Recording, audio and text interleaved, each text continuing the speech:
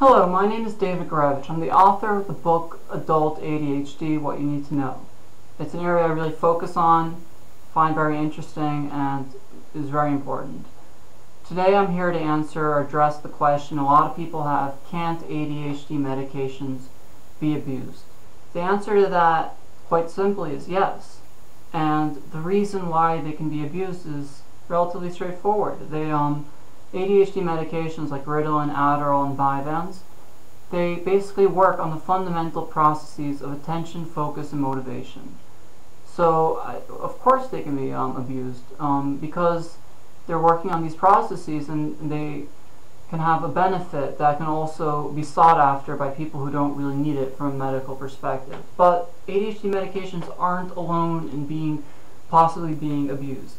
If you look at a lot of medications, fundamentally any medication that has a physiological effect can open or effect on the body can open itself to being abused. I mean, even insulin, diabetics really need it. I mean, depends on the type of diabetes, but in general, diabetics need insulin.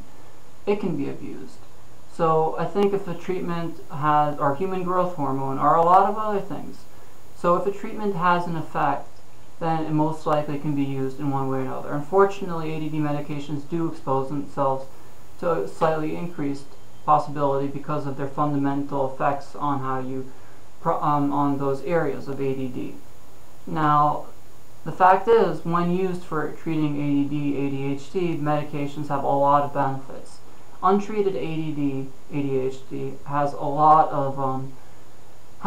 of issues. Someone who's not treated very often, a very high percentage of untreated people with ADD, ADHD, they have anxiety or depression, or a highly increased rate of getting divorced, or of getting in a car accident, or not having a job, or all kinds of areas. The fact is, ADD, ADHD affects all areas of your life, and the benefits that treatments can have can really improve things. There is the possibility for the paradoxical effect, and some people say that ADHD medications actually have the opposite effect in people with ADD and ADHD than when taken by someone who doesn't. So for someone, a stimulant, typically, very often for someone with ADD, ADHD, is actually very calming.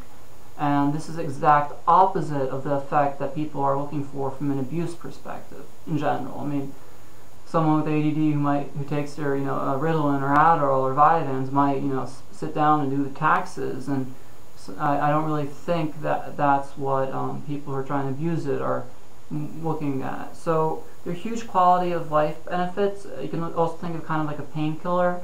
Dr. Ari Tuckman, vice president of the ADD Association, he told me in an interview I did with him that he had surgery, and after he had surgery he had to take painkillers.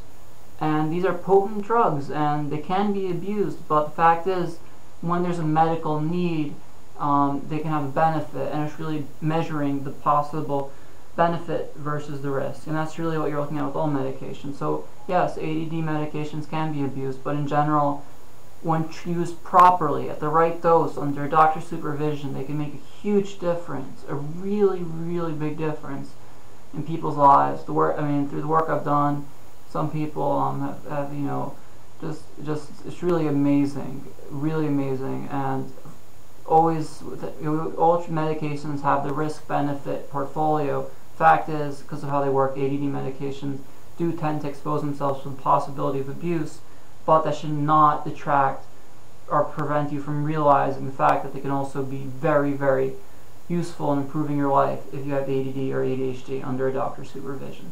Thank you very much. Again, my name is David Gravich. I'm the author of the book Adult ADHD, What You Need to Know. Some people like it. I wrote it to help people. Some people say it made a difference. If you're interested, you can check it out on Amazon. If you have any questions, just leave a comment, and I would be glad to share what I know. Thank you very much. Have a great day. Bye-bye.